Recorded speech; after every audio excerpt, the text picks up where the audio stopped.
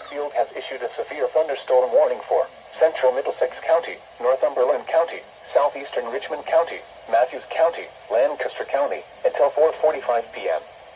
At 3:51 p.m. Eastern Standard Time, severe thunderstorms were located along a line extending from near Farnham to near Hartfield to near Balvin, moving east at 55 miles per hour. Hazard, 70 miles per hour wind gusts. Source, radar indicated. Impact, expect considerable tree damage.